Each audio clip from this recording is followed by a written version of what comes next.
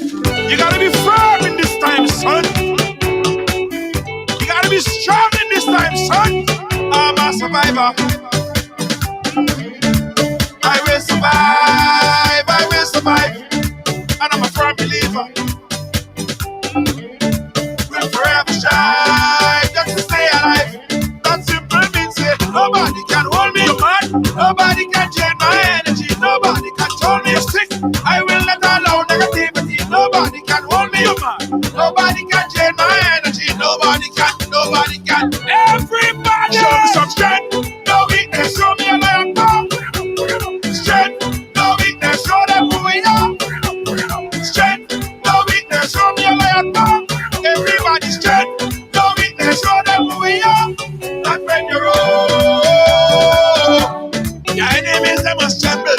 Your enemies, they must tremble. Yo, not when you roll. Everything has to humble. Everything has to humble. I'm a go-getter.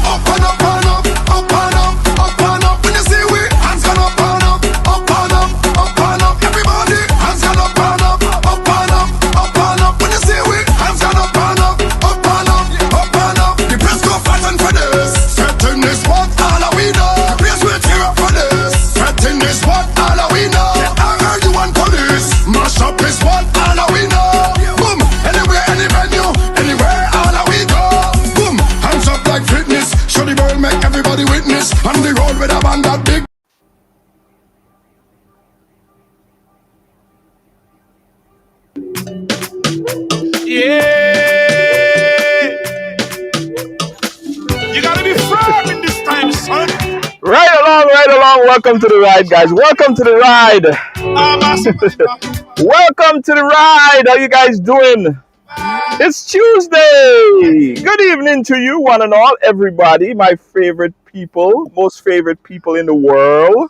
Harold and Joseph, how you doing?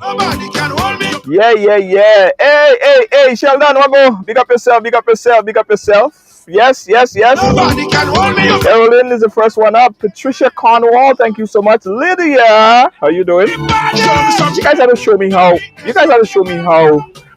you get on here so quickly, because I don't know, like Ridealong does choose me to send notification last. Like up to now, I haven't gotten notification. I mean, I know I'm live, but Facebook should at least send me a notification. I mean, at least. At least. Let me stop complaining. At least they brought back my account. Alright, let's start the thing, guys. Welcome to Ride Along Live for today, ladies and gentlemen. Lydia James, Herolyn, Nalicia Charles, and everybody. Thank you so much. We appreciate you. Guys, today we have a very jam-packed show for you. A real education. Today we have, and I'm going to show you the gentleman, the goodly gentleman. His name is Mr. Jerry Edwin. He's no stranger to the ride. He's very, very serious today. He say he don't joking. He's ready to give information, and he's serious about the information he's about to give. Let me give you guys a backdrop as to the discussion. Right? So, about a week and a half ago, we heard about the gruesome incident, the crime involving this young lady. Her name is Lady Moraine. It was a crime that shocked not only Grenada, the whole Caribbean, the whole world. It showed, and part of it showed a man standing over what is said to possibly have been, allegedly, a bloodied body. We could see clearly a man standing on camera, allegedly the accused, with a knife in his hand. We clearly saw this. It was an emotional ride, guys, and it still is. It was recorded as the first homicide for the year in Grenada, Carriacou, and Petit Martinique. Emotions are still high, and we're not miniaturizing this experience one bit at all. We've spoken to the family, we've spoken to psychologists, we've spoken to clinical psychologists, we've spoken to life coach, and today is an opportunity for the defense to state their case. Ding ding! Here's the reason why we brought in Mr. Jerry Edwin. Now, Mr. Jerry Edwin is one of the defense attorney for Mr. Calvin Frank, the accused of the crime. He is one of the half of the dream team, I guess, um, to argue this case. So, ladies and gentlemen, let us welcome and be respectfully so doing. Let's welcome attorney at law, Mr. Jerry Edwin. Mr. Jerry Edwin, how are you doing today, sir? Fine, thank you, Brother George. Good afternoon to you and to your audience. Yeah, I realize you're not smiling, Jerry Edwin. I realize you're very serious today. I was trying to cheer you up, but I could see you come with loaded with evidence and information. You're not smiling. You're not breaking a smile at all today. I haven't had dinner yet. Okay, all right. I understand. I feel the same way when I don't have dinner. All right, so let's get into it, guys. Let's get into it. Mr. Jerry Edwin, again, seriously, welcome to the program, and thanks for coming and chat with us here. I guess today would serve as a classroom study in defense representation, legal, and what goes on in the courtroom. So let's start from the beginning. We all saw what happened. We all heard from all sorts of different persons in the community speaking on this particular case. You decided you and Mr. Clouden are the defense attorney on this case. Why? Why did you decide to take on this particular case at this particular time, knowing all that is information that is out there already? Thank you, Mr. George, and good afternoon again to your audience. Let me say just the grief that the family of the accused man is feeling for the family of the victim in this case should not and cannot be understated. Right. They are devastated. Yes, they are hurt that their sibling, their brother, their nephew, a son, a cousin, Calvin Frank, faces the court on what appears to us to have been an event that is unspeakable. His family, first thing they told Mr. Clouden and I when they came to see us is they are praying for the daughter of the victim and for her family. Mm-hmm. It cannot be understated. They, Calvin's family, feels the pain, not just of their own sibling and his alleged conduct, but of a young child who does not have her mother today with her. So I just wanted to say that first. And also that from where I stand, it is an immense privilege, an incredible privilege to be working alongside the dean of the criminal bar in Grenada, someone whose experience over the last 30 years is unparalleled in this jurisdiction. Of course, I refer to Mr. Anselm Clouden. We have decided to put our legal heads in one basket. As they say, two eyes are better than one. To see what we could do, as Mr. Clouden says, to offer the best defense to this young man.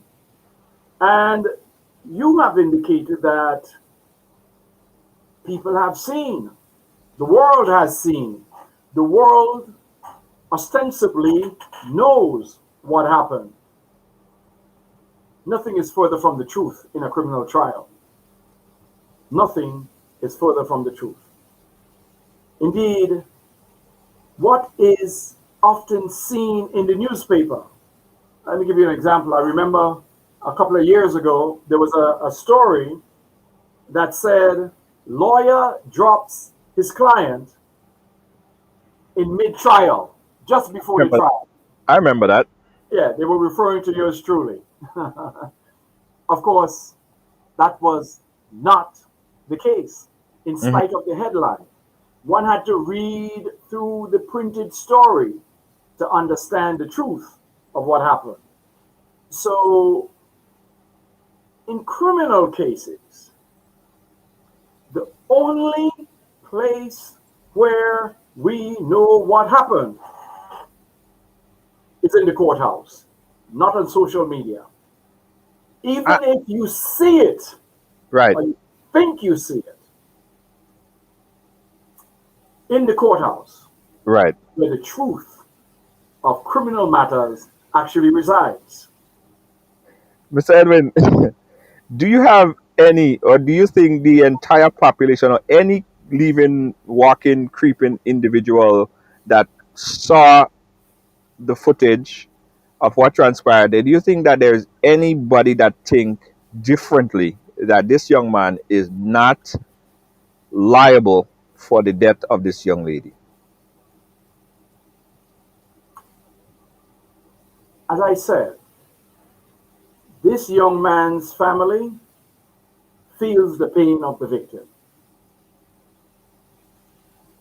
The evidence, if we Okay. of the young man with what appeared to be a knife in his hand, which none of us, not all 10 million of us who were looking, none of us saw this young man strike a single blow Mr. to anyone. Now, if you saw it, No, you we can have. tell me. I'm not laughing because it is funny. I'm laughing because of. I think that that is a laughable defense, to tell you the honest to God I have truth. not offered a defense. Well, That is not see, my defense. okay, okay, okay. That's Right. okay. So we have, I am just asking because I did not see. I okay, did not see it. I saw a young man who appeared dazed. He appears dazed. I saw him with what appeared to be a knife in his hand, and we can stipulate it was a knife in his hand. We can also stipulate it appears that the knife was bloody. I would accept that. But we did not see in any of the video footage, and I'm not saying that he did not commit the heinous offense. All I'm saying is none of us saw it. yeah. Except the daughter. The daughter, of course, she saw it. She was there. She got stabbed as well. So she is a credible witness to everything. She saw it. I spoken to the family. She Yes. gave a blow by blow run through of how it actually happened, right? So we do have eyewitness to the stabbing, right? So let me put it to you like this: what actually happened from the perspective? Give us what information you could tell us, because I know it's an ongoing Yes. investigation. Yes. Listen, let me What tell you. tell us? Yes, let me answer that. And frankly, I need to say this so that people could understand. When a person is accused of a crime, there is a process. And those of us who want to be armchair quarterbacks on this, wait until you are accused. You will want to benefit from the process, that is, interrogation, investigation, inquiry, trial, judgment, sentence. Yes. That is the process. We Yes. want such a process to occur. Now, there are many times where, for example, a lawyer may decide, based on the evidence, based on the credibility of witnesses, an individual, an accused person, may be at a better position before the court if that person does not go through with a trial. Right. So, many cases, I mean, in the United States, in the state of New York, for example, there is plea bargaining, very formal plea bargaining, in which the parties put their position, that is the prosecution and the defense, they put a joint position in submissions to the court. Yes? To the Yeah. court. So it's quite possible. And from what I have seen so far in this case, it is trending toward a non-trial in this case. Okay. I want to dig real deep onto this, your aspirations for this case, because of course you took this case, you and the dream team and Mr. Clouden took this case with the aspiration of possibly putting up a suitable defense that could tomorrow to whenever the case is called, that the case would be thrown out, that he would walk free. That is the point. That's why you took the case to No, present. no, Mr. George, Mr. George. Let me be clear. Did you Let take me the be case to lose the case? And before we go into that, Mr. Edwin, I want to go. You still didn't answer the question as to what transpired, what actually happened. We'll talk about this, but I want to know what happened from your perspective. I don't know. Because, as I said, the process has not yet completed. Even the initial process, where the investigators, the police investigators, must give what we call disclosures, Right. all of the information they would have gathered in this matter. They have not given that to us. So we don't have it yet.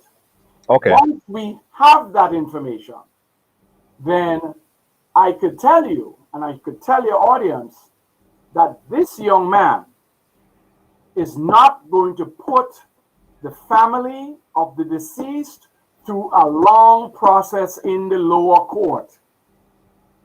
Now, we have to be sensitive. I am a human being. I have just lost my sister because of COVID-19. I lost my father just a few months before. Losing one's family, whether it's through natural means or through violence, the loss is the same. I feel the pain for this family. Winning a case does not always mean, Brother George, Yes. getting a not guilty verdict. There are many other ways that one could succeed in a criminal trial, even though one is found guilty. Okay. So what's the? Let me just put a bow around this. Yeah. There are advantages to anyone, any accused person, saving the state the time, the expense, the resources of going through a trial. And many accused persons benefit from taking advantage of this process because the court likes you to come to it with clean hands. Meaning, if your conduct is culpable, if you are, put simply, if you are responsible for the offense and you appear before the court in an indictable matter like this, and if you want me, I could explain the difference between indictable and summary, then the court would treat you favorably. Right. So you can't. I guess you can't speak on. Of course, you spoke to your client. You have a summary of what his story is. You have an idea as to what he's saying. Is there Mr. anything? George, you'd be surprised to learn this. Yeah. I don't know, there are very few criminal defense lawyers. I don't know any. I don't know any that would ever ask an accused person, did you do it? This is a question that lawyers never ask their client. Did you do it? You cannot represent that person, Mr. George. Either way they answer, the ethical rules are clear. What if, for example, the client has told the police, yes, I did it. But then you observe that the police carried out an investigation in which they coerced the accused person. What do you do then? Do you rely on the I did it?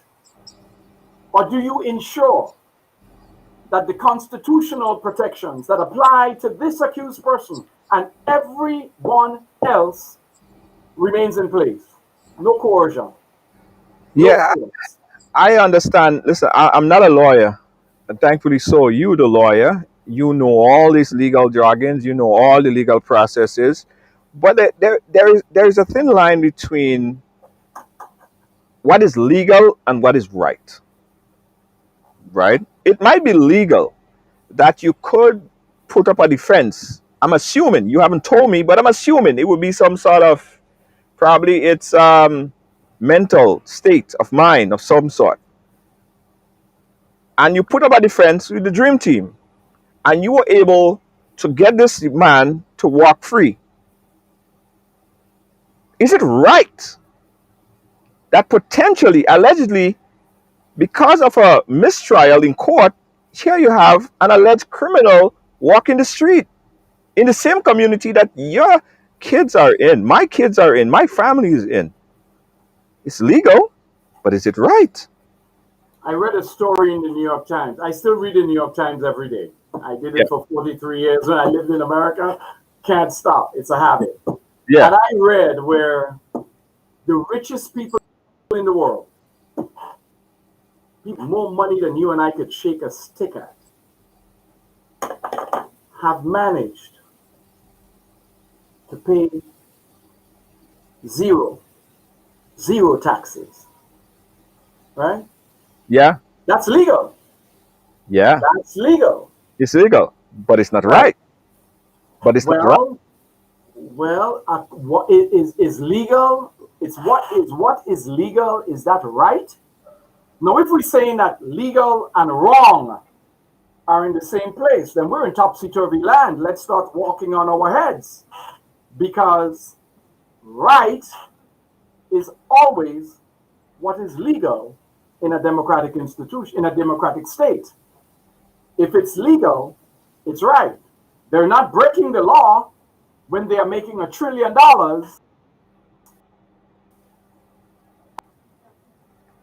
I Nothing guess it wrong has with to do that with, under the law. yeah, yeah. And again, you are a defense attorney, and I respect that, right? I respect that. But a lot of people would say, like, yo, how would someone sleep at night knowing that the the evidence is jarring? The evidence. I mean, I'm not the judge. Thank God I'm not the judge. Thank God for him, I'm not the judge. Because I think I personally, and that's probably why I am doing what I'm doing, I'm not doing what you're doing. The evidence to me seems jarring. The information that we collected, speaking with the family and the eyewitness, is very glaring to the fact of what happened. Why would I want to defend that? But I understand it's your job. So the No, question, no, oh no, it's a lot more than that. There is, I cannot remember the name of the priest. He a Mexican priest. I think he was an Argentinian priest who said they came for the Jews, and I said nothing. They came for the blacks. I said nothing. When they came for me, there was nobody to stand up for me. The lesson is that when one defends a person who is accused, the wrong that was done is actually codified in our laws. Our laws must be constitutional. The role of a criminal defense lawyer is to ensure that all persons get fairly treated under the law. yes, That's where we start. So you could be Jack the Ripper. You could be Mary who had the little lamb. right, Every single person is entitled to be treated fairly. Because you cannot say, I am going to treat Jerry Edwin because he has a big old head and he's all gray. I'm going to treat him differently than I'm going to treat Mary who has a little lamb. right, Because if you flip that, you may see political favors yes, being handed out by the persons who are responsible in the criminal justice system for charging. And they may treat one person different than another. I believe that we will see justice in this case. But what is justice? But what is justice, though? What is justice? Justice may be many things. Let me give you an example. A man is accused of murder. The jury say not guilty. The judge says, what about the lesser count? Manslaughter. He's not guilty of murder, but he's guilty of manslaughter. That's justice. So he did not intend to commit the murder, but by his conduct, his negligent conduct, the person died. He's guilty. He's guilty for causing the death, but although it was not caused intentionally. That's Right. justice. That's justice. Justice is like a 6 and a 9. You stand the left side of a 6, it looks like a 9. And you would argue the hell of that it's a 9. Someone sitting standing on the other side would argue that that's a 6. So justice for you doesn't look the same for justice for the family. Oh, Justice, yes, it will. I can assure you. Let me assure you.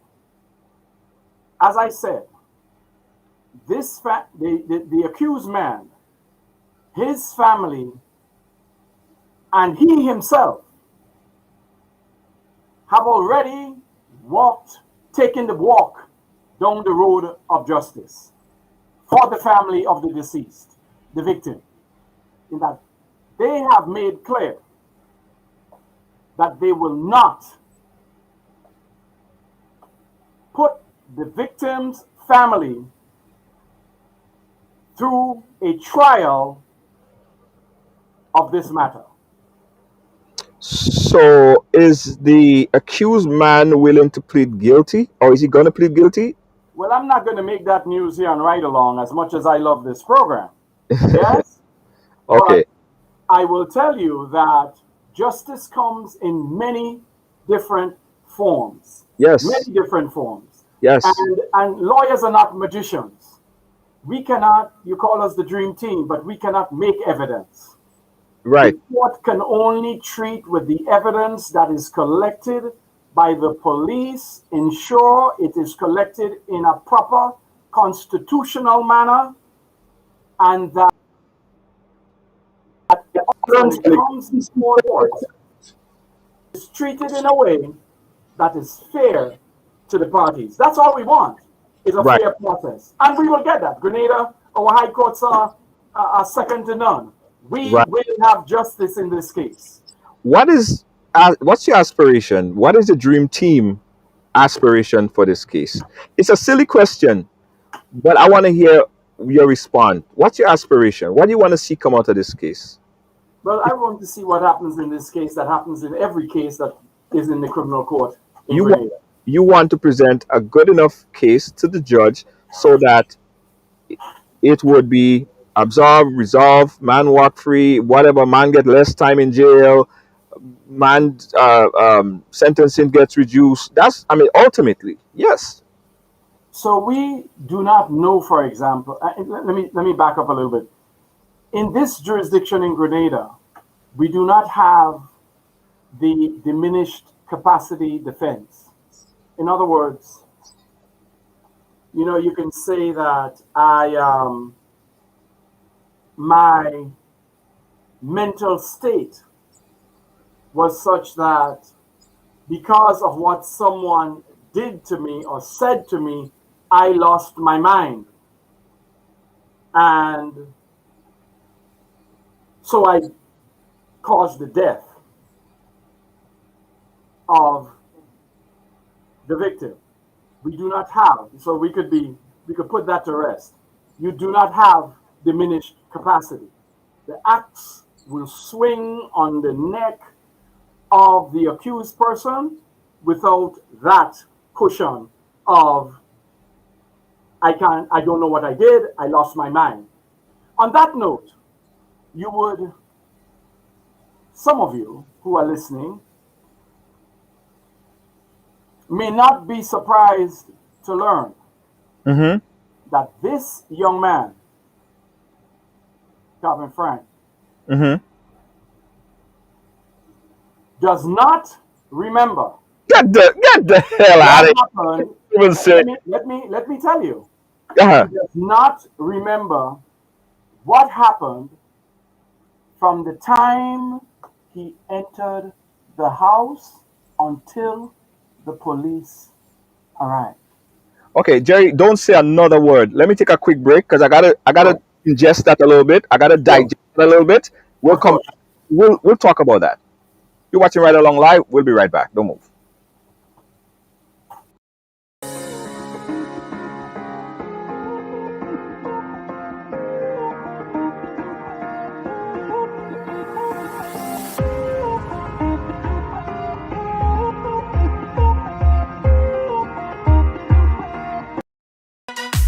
Feeling hungry, grab a snack. Caribbean food delight. Jamaican patties, light and flaky. Caribbean food delight. Taste the difference. Caribbean food delight. Grab a patty, take a bite. Caribbean food delight. Quick and easy, grab a patty, take a bite. Caribbean food delight. Oh yeah. Guys, we're back here. We're talking with Mr. Jerry Edwin, who is the one half of the Dream Team, representing Mr. Calvin Frank, the accused of gruesome crime that happened just a few days ago in the death of Miss Lindy Moraine. We've spoken so far about a lot of things, and I'll give some of you guys to ask a few questions. We open up the phone lines a little bit later. To be respectful, of course, to call in and ask your question. Again, we're going to learn about the legal system and how it works. And Mr. Jerry Edwin is right. There's a process, and every individual, no matter the magnitude of the crime, they need a defense. And Jerry Edwin, Mr. Clouden, and others are defense attorneys. That's what they do. That's their job, right? Right before we break for this segment, Mr. Jerry Edwin said something that kind of shook me back a little bit, and I had to make sure that I had to fix my ears to really understand if I did hear properly what he said. So, Mr. Edwin, you said that, and that's news. That is big news. You saying that Mr. Frank did not remember the incident? What happened?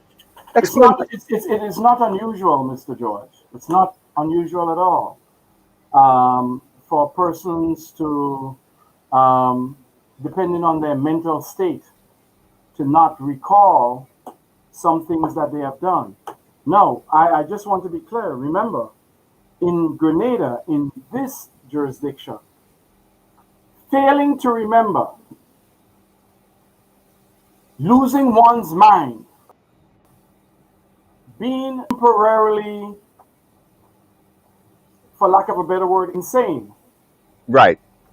is no defense to a criminal charge, not in Grenada. So I just want people to understand this. I am just stating something that is factual as far as I am instructed. The young man cannot remember. Yeah, I remember a few years ago, Remsen Avenue, residing on Remsen Avenue, and I, at the time, told me, Asa, he said to me, where are you going? You just got home. I said, man, I'm going to play chess with the boys. He said, you're not going to play chess. You're going to stay home. You just got home. I'm like, no, I'm going to play chess. And besides, I don't have any time to listen to you. And I walked to the car. And she knocked on the glass. And she said, Jerry, I want to tell you something. And I wound the glass down. And I got a straight right to my jaw. Yeah? Mm-hmm. Yeah. My Jamaican girl was not playing. Right? She cold cocked me. Like, where you going? Now, Mr. George, I do not remember what happened, except that I saw my neighbor running across.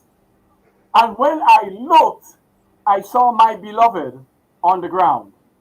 Yeah. I am telling you, I do not remember what happened. Yeah, that's different. You got a clock to your head, Mr. Jerry Edwin. You got knocked the hell out. But do you think? I reacted. Listen, hear me. I reacted and I saw my beloved on the ground. I do not remember opening my car door. I do not remember pulling back my fist or even making a fist. I can't tell you what happened. Rage. It's a normal experience. I'm sure many people here, many persons might pretend they don't know what I'm talking about, but I know different. It is common in human experience because of rage to act, to do the worst thing possible because of rage. Let me tell you who remembered. Let me tell you who remembered, Mr. Edwin. The daughter, the 16-year-old. She remembered. Because she was there, of course. And she would never forget. Never forget. This is going to be with her forever. She's a changed Absolutely. person. It's really, and when I tell you that the family, that's why the young man's family, the first thing they said is, my God, how can we reach out to Have the they, family of the deceased? have they reached out? Well, it's the space is not available for them. How do I say? The avenue is not available for them to reach out. And you could understand why.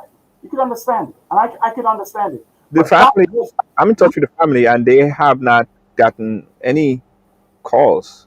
As of yet, it probably could happen. Maybe it would happen today or well, tomorrow. if you can facilitate it, we'll be I very will grateful. facilitate it Because because I'm in touch with the family every day. well, you do not, like, I cannot reach out to them. And the family of the accused man cannot reach out to them. And you could understand why. I could understand. But Right. on your forum today, I wanted it to be clear and understood by everybody that this young man's family is not saying, they are not saying our brother should walk out of jail. He He did not, innocent until proven guilty, nothing of the sort. But there is an explanation for what happened. Mr. George, you asked a few minutes ago, what is justice? Yes. Justice, in this case, is an understanding of what this young man did. Why did he do it? That Is he going to take? Is he going to take? a question, Mr. Edwin. Is he going to take responsibility for what happened? Are there triggers for what he did? No, we're not ascribing blame. We're not looking to say that this young man should walk out. But people have to understand it is the nature of the criminal case. Yes. No, It's the nature of the criminal case. I get it. I get it. And I could understand and appreciate the family want the best outcome of this case. And any family would want that. Hence the reason why they hired the dream team. Mr. Edwin. No, Mr. George, not to be cynical about it. This family has instructed us to ensure that the reasons that their brother, their nephew, is involved and accused of this offense is ventilated in the court. Because if it is the court of public opinion, he wouldn't stand a chance, right? We Right. no longer have lynchings. Yeah? We have Yeah. courts of law. Yes. We have courts. In a court of law, you will understand exactly what happened on that day, and there will be justice. Right. Justice will be served. Yes. Yes. I was saying earlier about the person I would remember, the daughter, Yes. and she would be forever damaged. Yes. Do you feel compassion for her and her plea and her plight? Do you feel a sense of responsibility on her mind's frame of mind if the dream team were to put up such a great case that the sentencing for this young man get trickled down to a year or two in prison? Would you feel justified from your job, from your presentation, from your defense, if that were to happen? Well, I would tell you that we do have guidelines in our jurisdiction. In the case of manslaughter, a case like this, a case of manslaughter, a minimum of 20 years, 25 years, a maximum of 25 years. In a case of murder, it is life, the sentence of life. So those are the only two choices that are available here. As a lawyer, am I a human being as well? Of course. Do I don't. When I heard news 2 Saturdays ago that my sister had gone to the Saints, I don't know if you heard, but I bawled so loud. I'm sure people across the ocean heard me. I am still trying to come to terms with this loss. I cannot imagine seeing someone taking my sister's life.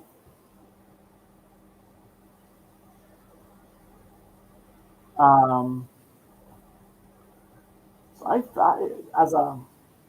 as an ordinary person, not Jerry Edwin the lawyer. Yeah. As an ordinary person, this child needs serious counseling. I hope it's given to her. I hope she really gets it. There's grief counseling for the young man's family as well. Huh? A decent family, Mr. George, never, ever had any member of their family spend any time in any jail for any reason, they could. In fact, I asked the sister, "Have any of them ever gone to court?" She said, "Yes, I think my brother had a traffic offense."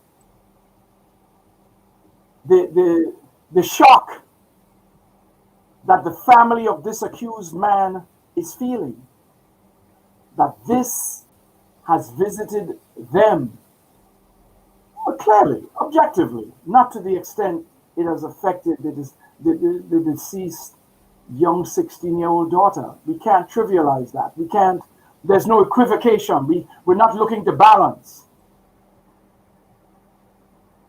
But you know, let's look at it this way. Grenada is a pretty special place. You know, this was the first homicide of 2021. This is what makes this so egregious. What make That's part of what's make it more outrageous. Absolutely. What's make it more outrageous is we have a defense, a dream team defense. He has the best defense money could buy, and with good aspiration.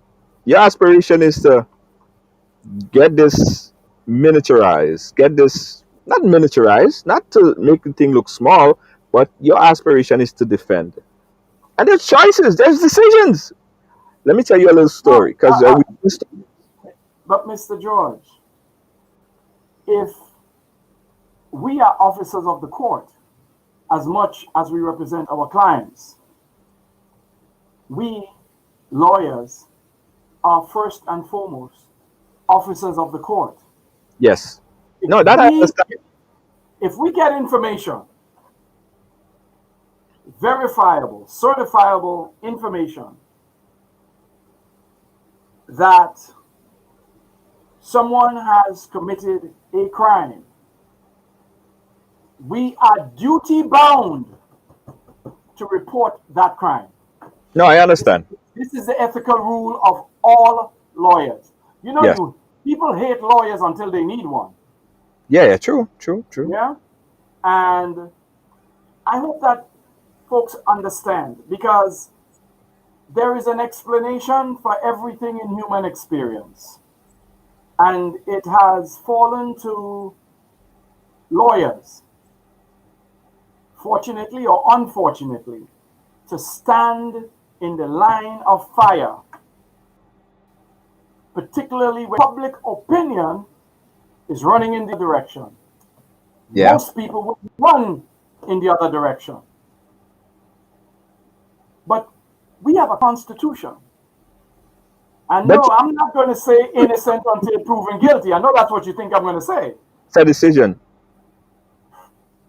I Isn't know it? that's what you think I'm going to say. Go ahead, I'm I'm listening. going to say that everyone, a single person who is accused, is entitled to have someone represent them, stand up before the court, say, because the wrong that they have done is self-evident. Is there anything good about them until the morning that they have done this thing? Is there anything good about them? You are making news now. You are making news now because you are saying, I'm analyzing you. I'm no psychologist. You seem to have just said that it's self-evident. Big word, self-evident, known to everyone, no explanation needed. Yet it seems like you were not defending what happened, but making a defense of some sort towards what actually transpired, poking holes in what is very glaring. I mean, that's what you're supposed to do, by the way. No, Mr. George. No, Mr. George. We often tell a jury, for example, when you sit and try a case, do not leave your common sense outside the door. Right. that knowledge that you have as an adult, your lifelong experience, your knowledge of what is right, what is wrong, what is consistent, inconsistent. You can look at someone's demeanor and know when they are lying. Can you imagine a jury seeing what all of us saw? Do you think they will park their common sense outside? You could read between the lines on that one. Hey, I can read between the lines on that one too. Right. Okay. So a good defense, maybe in this case, an explanation assisted by a professional in this jurisdiction, as in most. Whenever a murder or occurs, who has committed these offenses, we are mandated to have a psychological and a psychiatric evaluation. That is always the case with these kind of offenses. Right. And of course, I mean, I'm sure that you would have a psychology analyze and talk about, his frame of mind and what he was going through at that point in time and the mind of.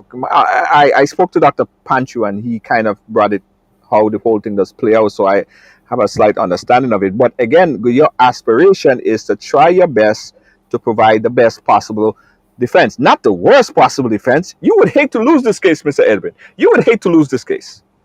What is winning? That's a good question. Yeah. What is winning? Yeah. What is winning? Is winning, but I would think that winning is having a result that passes constitutional muster. That is, that the process would not be flawed,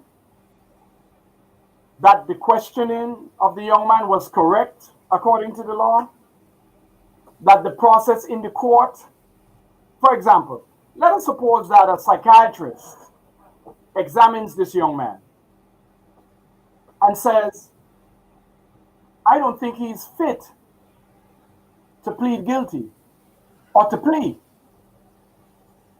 So I just had an example like this. Man, he looks like he's on all fours with the world. And a psychiatrist examined him. Right. And said, no, he is not fit. And the process is turned upside down. Yeah. Having a result. I went to ask the lawyer. Hold on one second, Mr. Edwin. Call on the line. Call on the line. Turn your background audio down. I'll bring you on in a second. Bring your background audio is. Hello? Yeah. You hear it now? Turn your background audio down. Down. And just hold on one second. Yeah, okay. I'll bring you on in a quick second. Let Mr. Edwin finish his What's the lawyer name? Hold on, Mr. Edwin. Hold on one second. Let you finish his point and then I'll bring you in. Stand by. Go ahead, Mr. Edwin. Finish your thought. Yes. We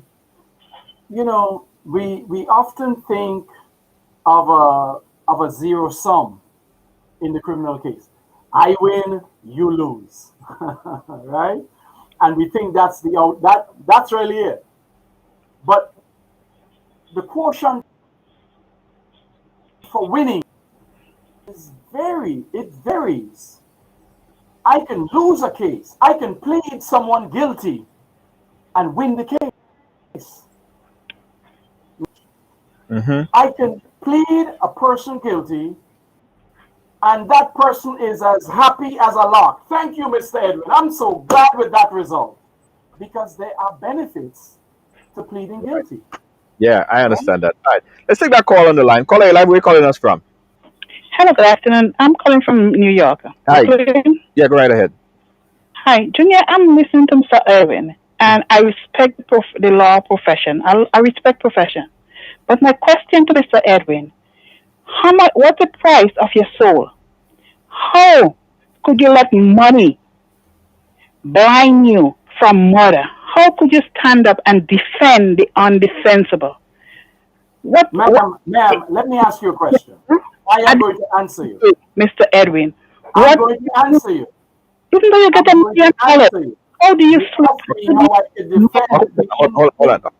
You Okay, asked me, go ahead. you have presupposed that this case is about money. My Okay. dear, you Yeah. should know that here in Grenada, many of us, Mr. Clouden, Mr. Sylvester, Mr. Paul, Mr. Prime, myself, the number of persons we defend without accepting a single penny. Because when we look at the evidence and we look at the person's pocket, we realize that there's a deficiency in the latter. Right. There's a lot of evidence that would exculpate, that is, that would make that person walk. But because they have no money, they cannot afford, I like that, Mr. George, a member of the dream team. Right? Yes. Yes. Right? However, please, do not presuppose that we are motivated by anything else than defending a client or representing a client against the most serious offense on our law books. Right. Don't think so. Don't suppose so. But I cut you off, ma'am. I'm sorry. Please forgive me. I just wanted to say that. But Yeah. I didn't want to be rude. I didn't want to interrupt you. But I just had to say that. Yeah, no problem. 718-775-720. Taking a call. We want to hear your point of view on this topic right now. We got a call coming in. We're going to take it. I believe it's a family member. Let's take this call. Caller, you live. Go right ahead. Yeah, y'all hear me properly? Yeah, I'm hearing you properly now. Go right ahead. Yeah, man. Yeah, so I'm the lawyer. Yeah, who identify you care to care to tell everyone who you are? Alright, my name is Joel Skinner, Right. son Good of afternoon, sir. the woman you're talking about right now. Okay, that's her son. That's her son. Okay, go right ahead. Yes. First thing first, I just want to say that I've been frank, right? A lot of people don't know this, but this man is a very, very intelligent man. Yeah. Alright? I know this because we used to live with him at a point in time. You know, all three of us before I left and come up here in Trinidad. Right. I'm in Trinidad right now, right? Yes. And I used to live with him for like 5 months, me, my mom, and my sister. 5, 6 months before I left and come up here. He's a very intelligent person, so I believe that he knows exactly how to go about this situation in a way that it comes out, you know, with the least amount of scratch as possible. Because, as I say, he's very intelligent. I don't believe in this. The lawyer talking about how he's saying how he don't know, he can't remember what he did until the police arrived. That is nonsense, right? That is nonsense. Because when he was doing what he was doing, right? He looked at my sister and told her she's next, right? Let me move from the center right there. Yeah. My sister moved in a way that, I mean, she very lucky to have survived the incident. She very lucky to have survived the incident. You know? Yeah. Just a real kind of situation I would like to tell you about. I know I could understand, and I could understand what you guys as a family is going through. I spoke to, I'm in touch with some family members and the mom as well here in New York, so I could understand what you guys are going through. Yeah, man, you know? So Mr. Edwin, because he's calling on WhatsApp, he cannot hear you. So you will have to respond on the live, and you will have to listen on the live to hear his response.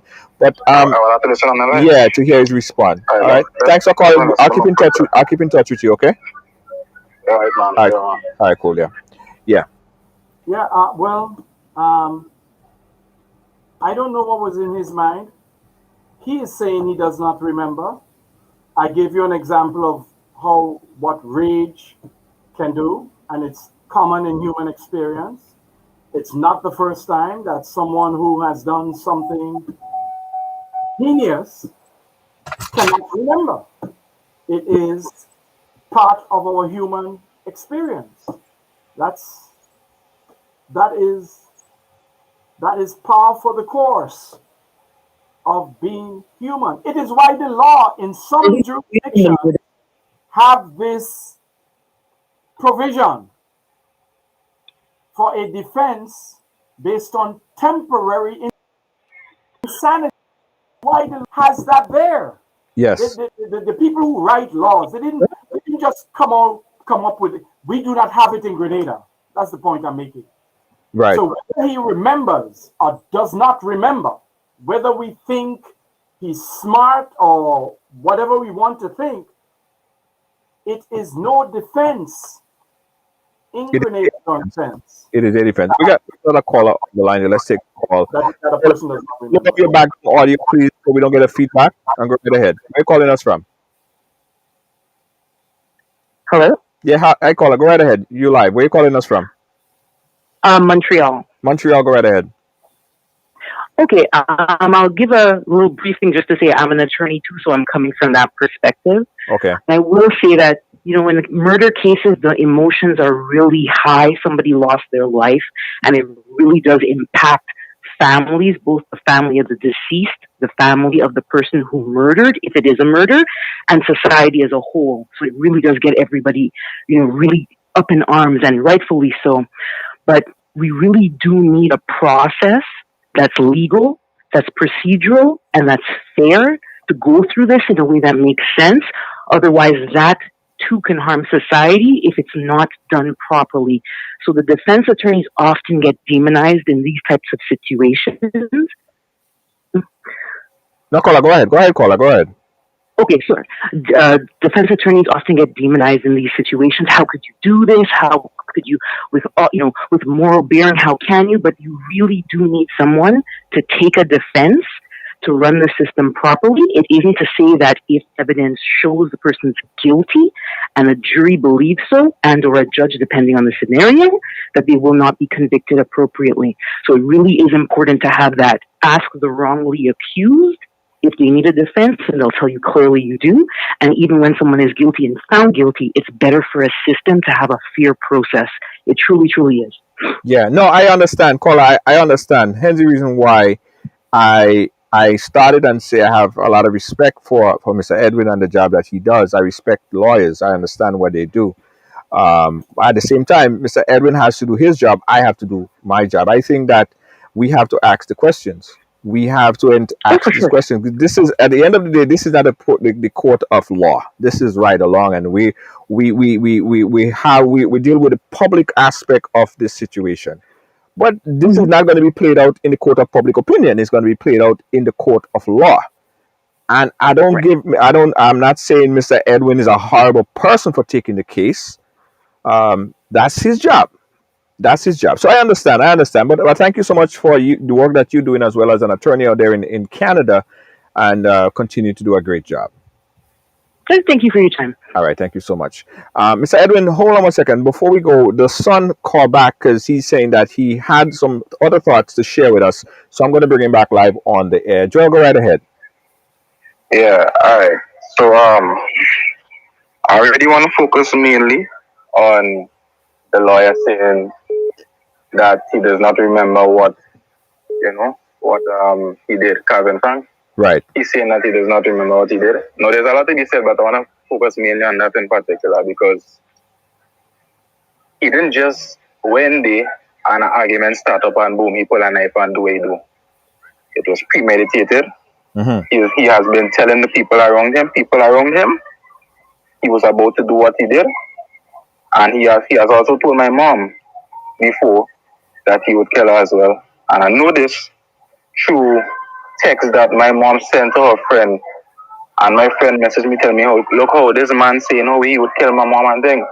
Mm-hmm. Alright? And my mom would tell me these things. She would hide these things and them away from me because she know how I would react. She know how my mind stared. She would hide these things away from me. Right? Mm-hmm. This is not the first time Calvin has pulled a knife for my mom.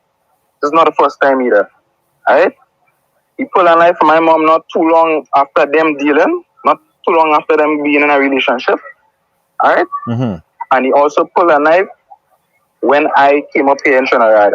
And I had to contact him directly and tell him about it. And I won't tell you what I tell him, but I told him about it and he never did it again.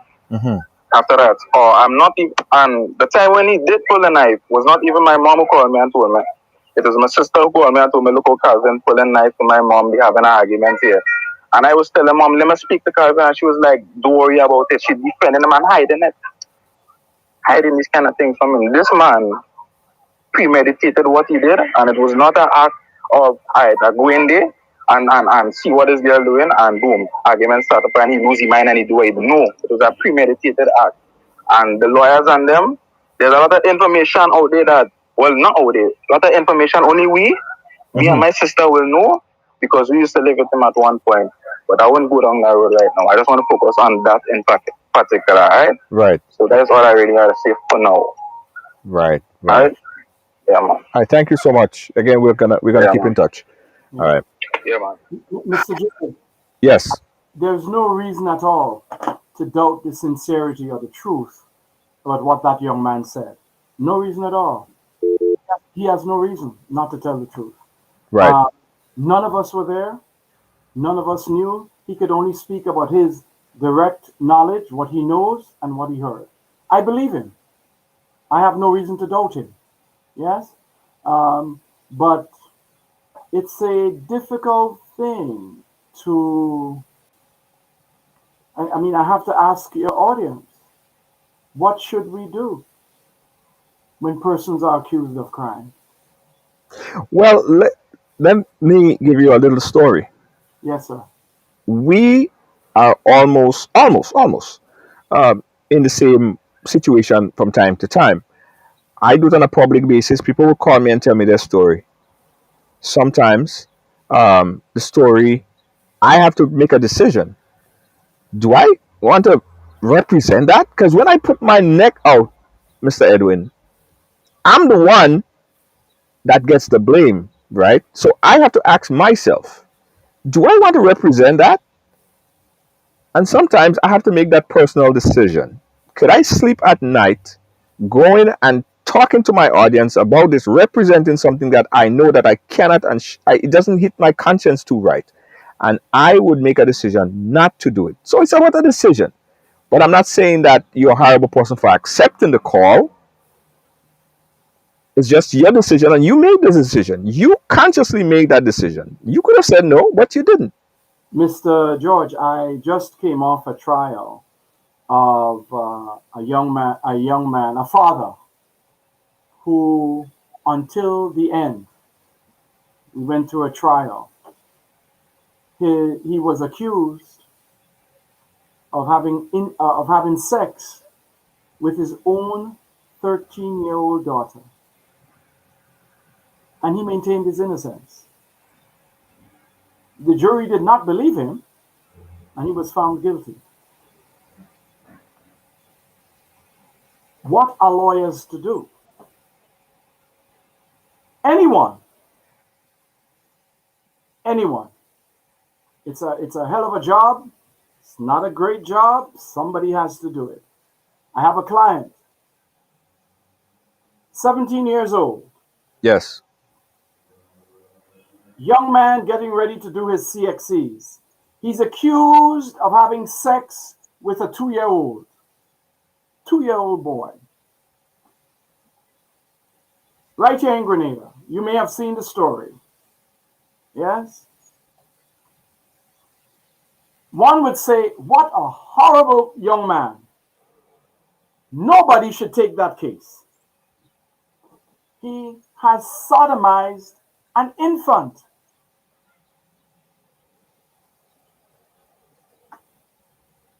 What is the explanation? Why? I think that's the difference between what people like Mr. Sylvester, Mr. Clouden, Mr. Paul, Mr. Prime, myself, Mr. Gill, that is the difference between what we do and the person who has a 9 to 5. Because somebody has to represent even the most heinous persons in our community. Because you see, as I said, if the lawyer steps away, remember, it is not John Public that is charging this individual with the most heinous crime. The public is not charging Carvin Frank for causing the death of Lindy. It is the state, the most powerful, Mr. George, the most powerful institution on the island of Grenada in the state of New York in the United States of America. It is the state with all its resources. People have to try and understand this. If they come for you and nobody says anything, it's because when they came for all the people up the line, nobody said nothing. And then finally, you are defenseless. What will be your crime? It may be spitting on the sidewalk. It may be saying something that the state, the government, does not like, or they criminalize it. Yeah. It is not. That's the difference between what you've explained. Very few people have the testicular to go up against the state. We lawyers don't have the resources of the state, the police force, the SSU, the RGPF, the investigators, the forensic analysts, the courts. It takes some balls to stand up and say, I'm going to represent this 17-year-old who stuck his penis in the bottom of a 2-year-old.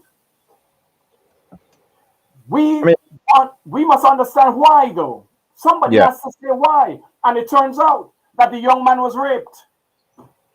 The 17-year-old was raped.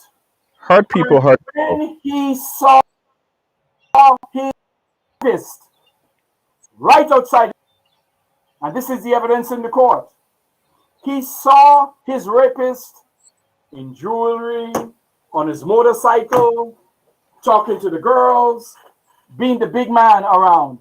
17-year-old don't have no sense. And he snapped. And the psychiatrist proved it. That the young man snapped because his rape, when he was raped, he received no treatment, no counseling, nobody to assist him. Somebody has to stand up and say this. And that's why when we think of the bad actors in our society, when bad actors cause the death under the worst circumstances, when we all see with our own eyes, when Shaggy's mantra, it wasn't me, doesn't work. Yeah. Who will stand up for that person and say, let us see, Your Honor, if we as officers of the court can make sense of this? Right. Yeah. Two separately different cases, yet they're both bad, but it's different. But let's take a call, Jerry, and we come back to it. Caller, you live. We're running over time. We're gonna go 10 more minutes, and then we're gonna wrap. Yes, sir. Right. Yes, caller, go right ahead. Yes, Junior. Good afternoon to you and good afternoon to your guests. Yes. Good afternoon, man. Something is baffling me. Yes. One man. Do me a favor. Hold on. Before you go ahead, I want everybody to hear what's baffling you. With the background audio kind of loud, if you could turn it down a bit. Okay, let me just move away from there. Yeah, if you can move away, carry on. Okay.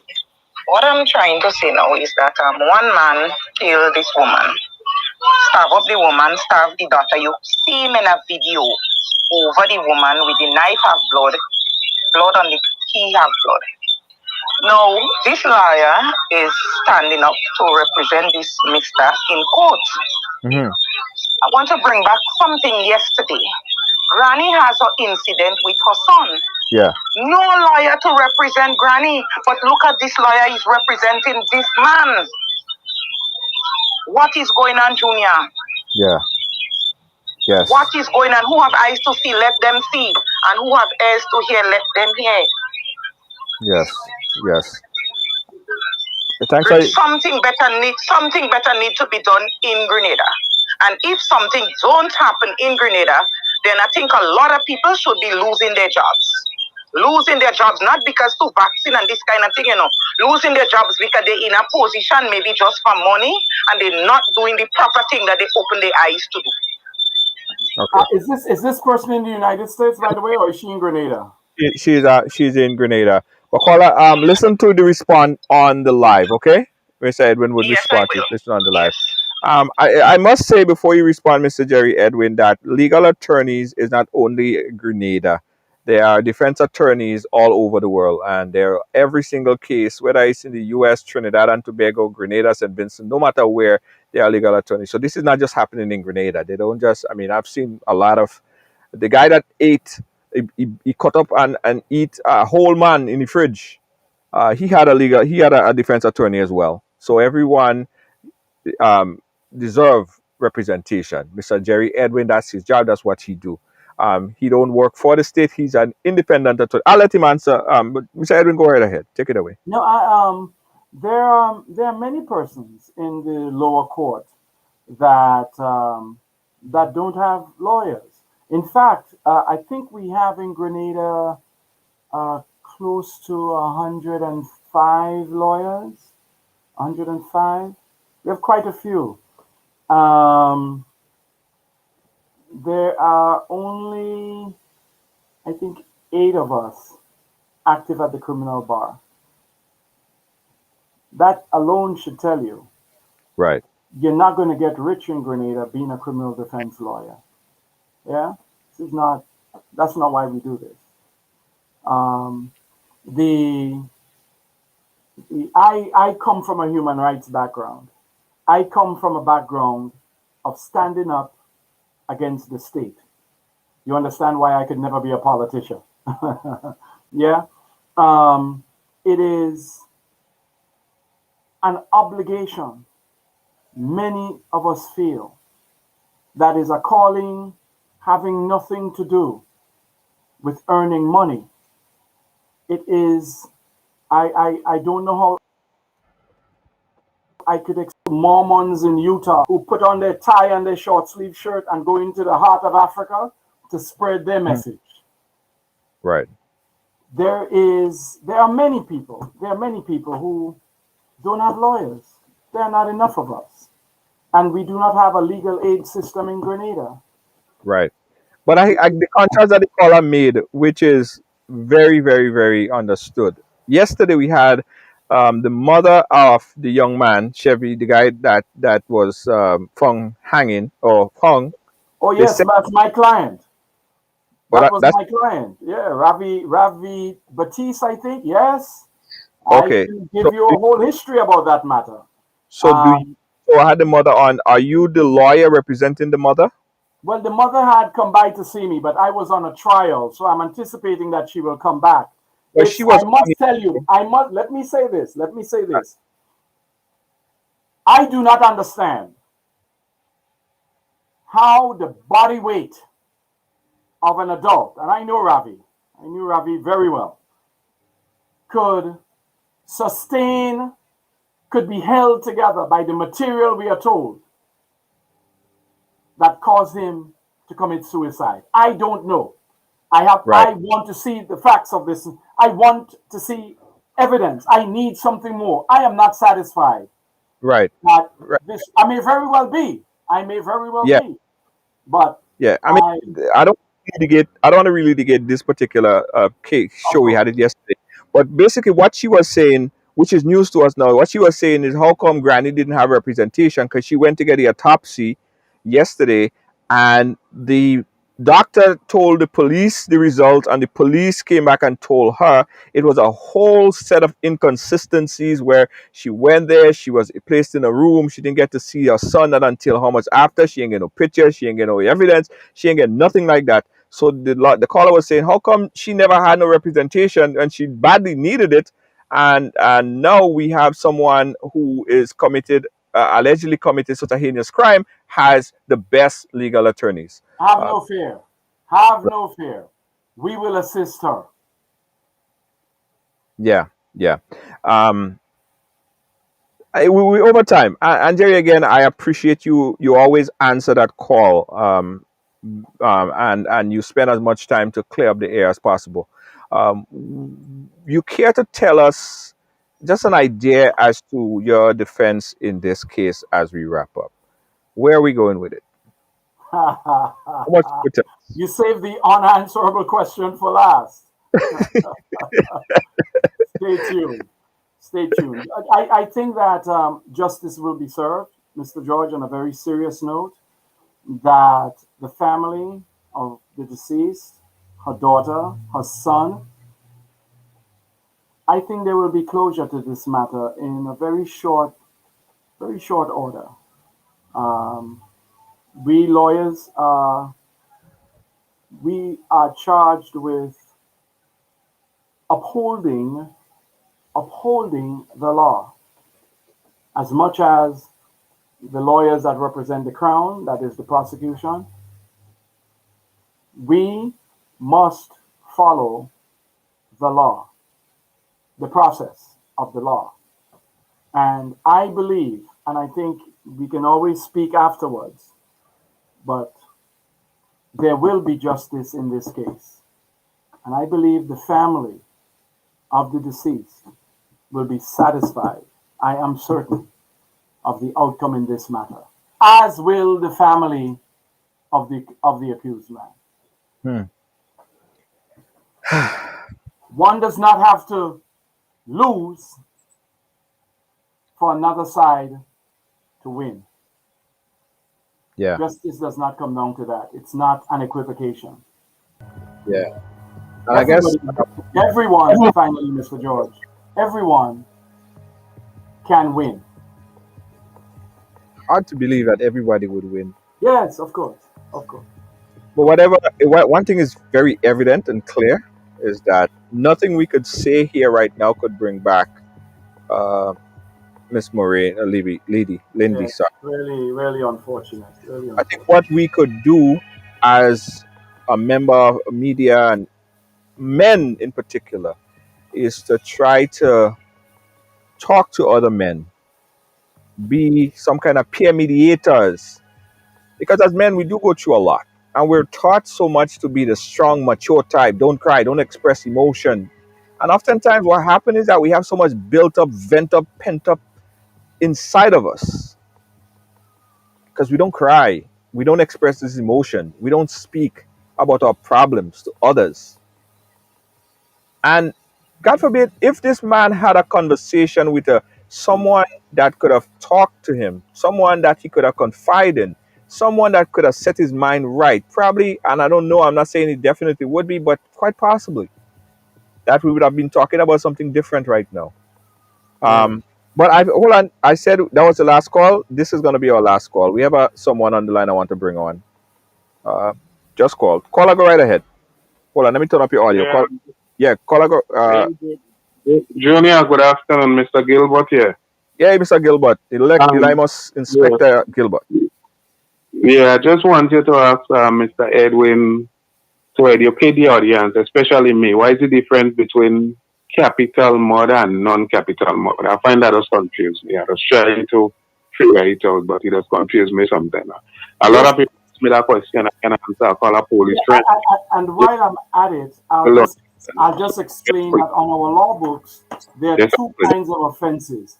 There are summary offenses that are dealt with in the lower court, in the magistrate's court, and then indictable offenses that must go up to the high court. Yes? Right. So that's the difference. For example, rape, grievous harm, dangerous harm, most sexual offenses, indecent assault, and so on. Theft by way of employment, murder, manslaughter, those matters belong in the High Court because they are indictable.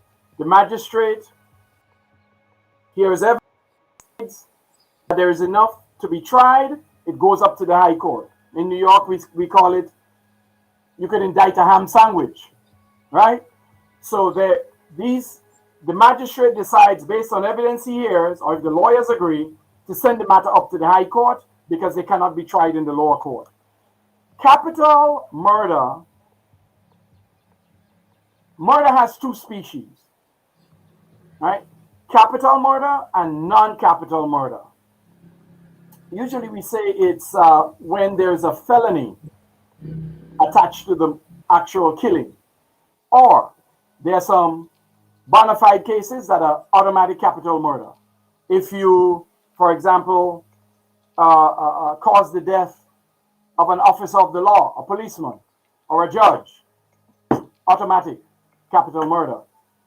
If in the case of an indictable offense like rape, murder is committed, capital murder. Yes?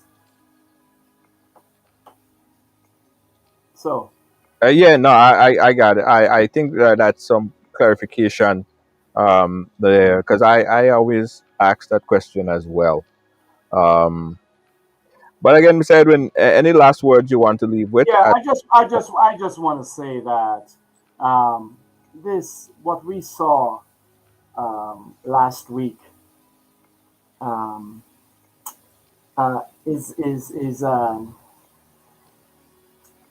you want to say heinous, you want to say horrible, you want to say awful, but all those words fail to describe what we saw. I pray that we do not have more of these kind of offenses, Mr. George. It's we can do. I'm so glad to hear you say that there's a need for men to respect women more. Our sexual harassment law in Grenada is not complete. We have men who borrow titles as doctor and women who are bona fide scholars. They refer to the guy who conned his way to get a doctorate or who really doesn't have one.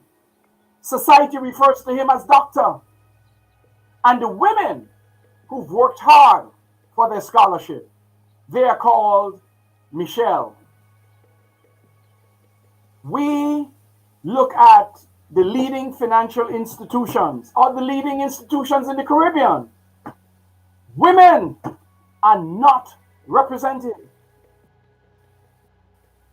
We have one manager of a bank here in Grenada. It just happened. I could go on and on about the way women are treated in our society.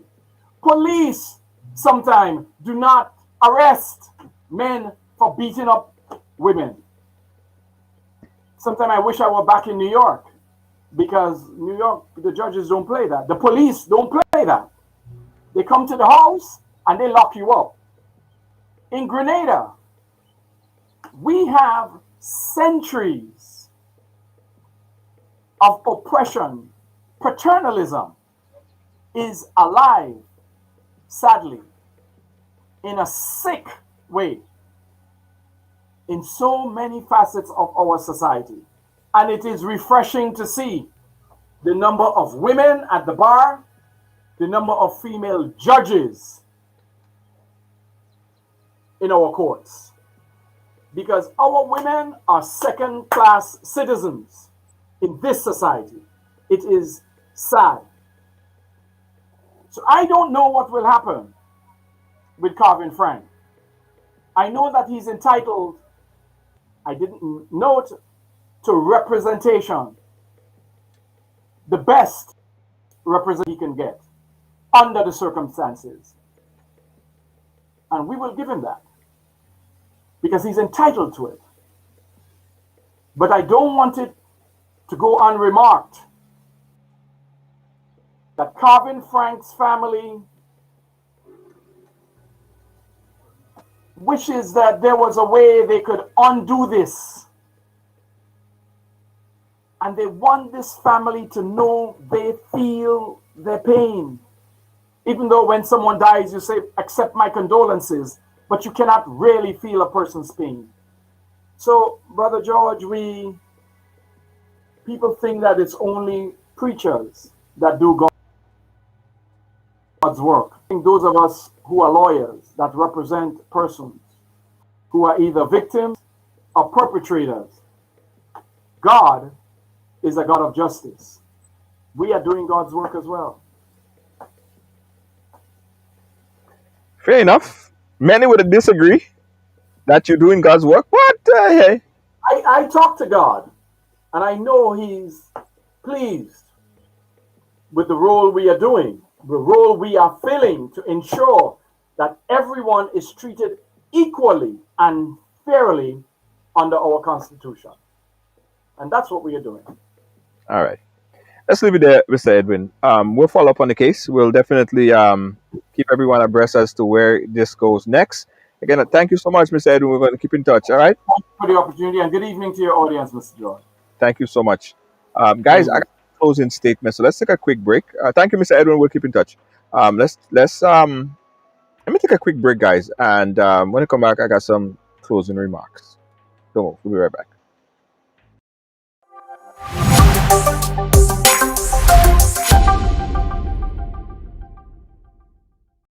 Welcome to TD Bank, where you'll find the personalized attention you deserve and the legendary experience you expect. Let's do business. If you are a medical or dental practitioner, contact me to hear about our tailored lending solutions for residential mortgages, equipment purchases, practice-related commercial mortgages and refinance. Visit me at 500 Baychester Avenue to hear more about our full range of personal and small business banking solutions. See you soon. Hi guys, welcome back. Let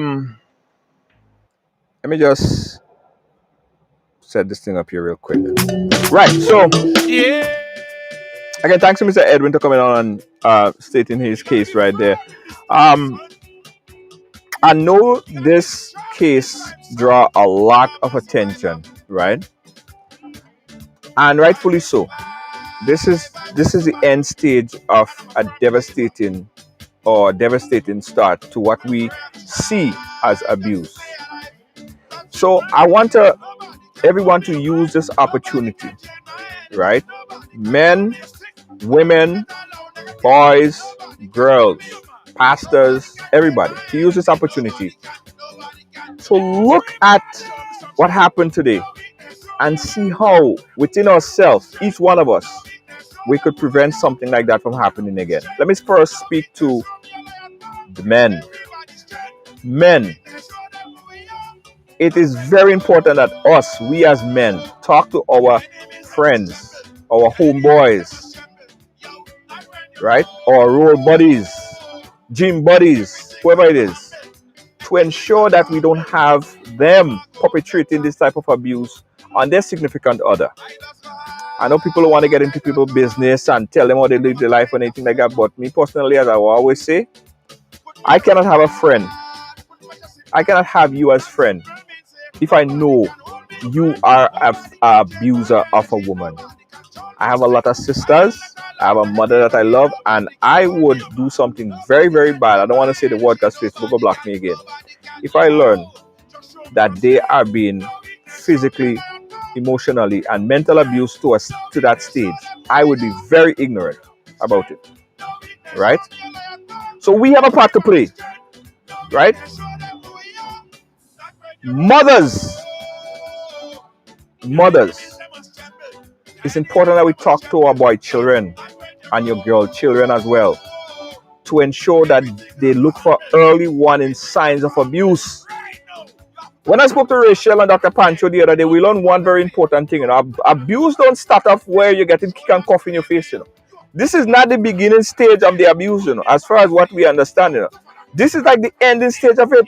Abuse starts sometime at the beginning when this whole thing starts to act like when the person starts to act like they want to control your behavior. Something simple as don't do that, don't go there.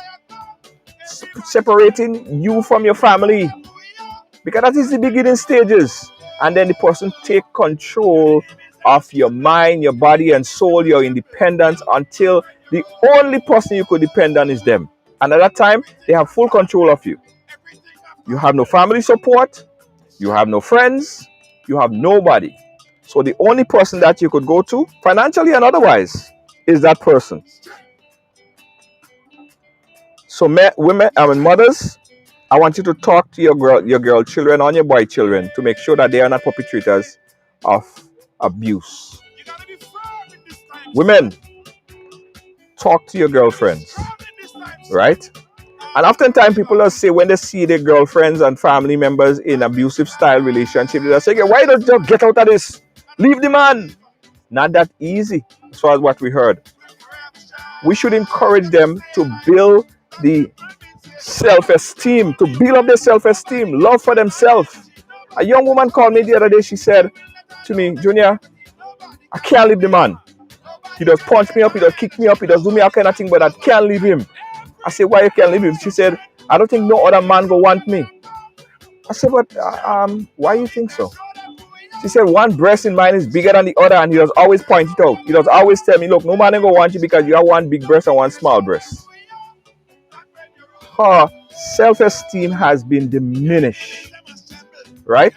So we have to work with people, the professionals, not me, because I'm no professional at this. I send them to people who talk and know and tell them, because we don't want to re-victimize the victim of these situations. But women, we have a role to play into being our sister's keeper as well. Be friends, conversate. We all need to learn the warning signs. And to the men who does do it, the little boys who does do it, they do it as a sport. I know of some men right now. I'm investigating 5 cases. I'm going all kind of roundabout to get the little boys. And the little boys, the boy are 23, 24, and they're beating up the girlfriend, beating up the wife every night, coughing them up. To see how we can get people to talk to them. Talk to them. You don't have to be that way. That's an individual. That's a person just like you. That person is a female. Don't you have a mother? Would you like somebody to do that to your mother? Would you like somebody to do that to your sister? So this is a big conversation. Everybody all of us is stakeholders in this. Everybody is stakeholders to this. We all are stakeholders in this situation, in this case right here. For 1 minute there, I thought I went off air because I wasn't seeing nothing. We are all stakeholders in this right here. If you know somebody who is abusing somebody right now, and it's not only men that does abuse women, it does go the other way around too. Women that abuse men. I have one thing to tell all you. 2 words. Stop it. Find a better way. Get counseling. Try to figure out your triggers. If it is for men and you feel like this relationship, this situation just can't work, or if you feel, well, she want to move on, the relationship is not working, it's not going anywhere, let me tell you, the amount of woman and man you have all over the place, you could find somebody else. Trust me what I tell you, you could find somebody else. There are plenty people out in the world right now that are looking for someone. Anyway, I'm going to end it right there. But I got to tell you guys this really quickly. We are going to be moving our platform over to YouTube. Right? We are going to be moving our platform over to YouTube very soon. So you won't be able to find us here. We're going to be over on YouTube. So I want everybody to go to YouTube right now. I believe we pinned the YouTube information at the bottom. So I want everybody to click that link right now and subscribe to us on YouTube, guys. Please do that for me. Subscribe to us on YouTube, so when we start our exclusive broadcast on YouTube, YouTube will get notification and you could watch us on YouTube. We've been having a lot of problems, a lot of issues, so we want to build that platform over there. Also, we have our own website up and running, 24 hours of programming. It is called riderslive.com. The exciting thing about riderslive.com, guys, spell RYDERS live.com, riderslive.com. The exciting thing about riderslive.com, it is 24 hours of programming.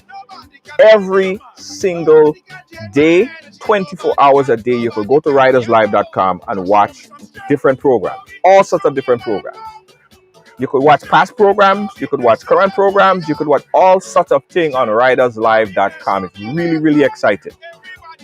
This program also going to be replayed again tonight on riderslive.com. And it's all live stream on riderslive.com. Go over there, man. Check it out. Check it out. So after you subscribe to us on YouTube, check out riderslive.com. Go into past shows and just see endless shows that you probably missed, that you want to catch again. Everything is right there via your computer, via your mobile device, whatever. You could go over there and keep abreast of everything happening here in Ride Along. A lot happening, guys. I'm very excited about it. This is, riderslive.com. Really exciting stuff. So two things I want you to do for me. One, subscribe. Subscribe, right? Everybody subscribe? Nice. Everybody gonna subscribe? Thank you so much. Lyndon, Amadi, thank you so much. We're gonna subscribe because we want to keep Ride Along going, and we're gonna check out Ride Along, riderslive.com, because we want to keep the ride going, right? We want to keep the ride going. At least we have a little more control. So when they block us and they this and they that and all kind of thing, we good. We don't have to worry. We can still have programs. We can still have hundreds of you watching, and we ain't gonna miss a beat. There are a lot of more work that we need to do, guys. Listen, I get in calls every day. We getting calls every day. The rated calls that we're getting about abuse that we need to address, we probably have to have a show every hour of the day or every day of the week, including Saturday and Sunday in the rate. I just have to take a break because Linda say I just overwork and my team is not big and we have a lot of work to do, so we need to take a break. But the amount of injustice that is happening out there, the amount of things that we could address and we need to address, we need every hour of the day. And we need your help. We can't do it alone. We need your help. Become a supporter. Help in whatever way you can to keep this ride going. Okay? Become a sponsor if you have a business. Advertise with us. Support us. If you can make a donation, make a donation. Whatever you could do to keep the ride going so we could continue this is appreciated. Peace out, guys. Thank you so much. Great conversation as always. Petra, thank you so much. To my moderators, Mosquito was sitting right there, he just wasn't moving. To my moderators, Lois JJ, who is the head moderator right there. We have Kibbs, we have Gail, we have Deanne Fraser, and to everyone at Team Ride Along, we say thank you so much. We have a lot more work to be done. Like the show, check out the website. And don't forget to subscribe, guys. Subscribe. Tomorrow, got an interesting program for you guys lined up. All right? Catch you guys tomorrow. Peace out. Good night. Your enemies, they must tremble. Your enemies, they must tremble. Yo, I'm when you roll. Everything has to humble.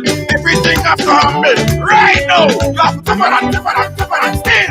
On this battlefield, you have to different still. Shoulders to the wheel.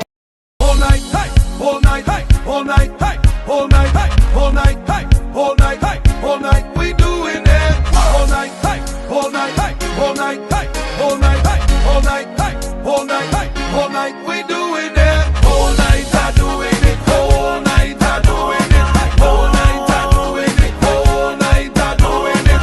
All night, I doing it. All night, I doing it. All night, I doing it. All night, I doing it. I'm getting on by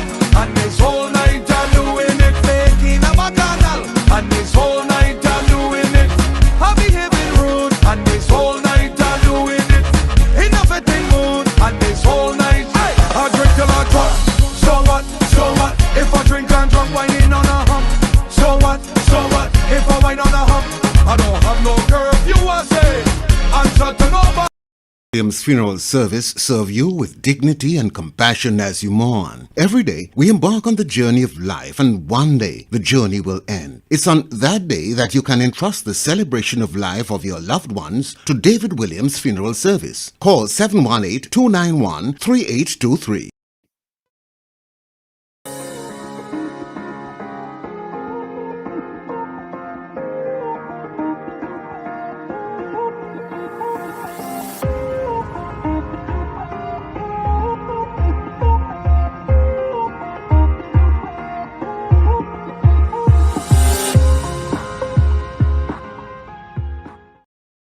Welcome to TD Bank, where you'll find the personalized attention you deserve and the legendary experience you expect.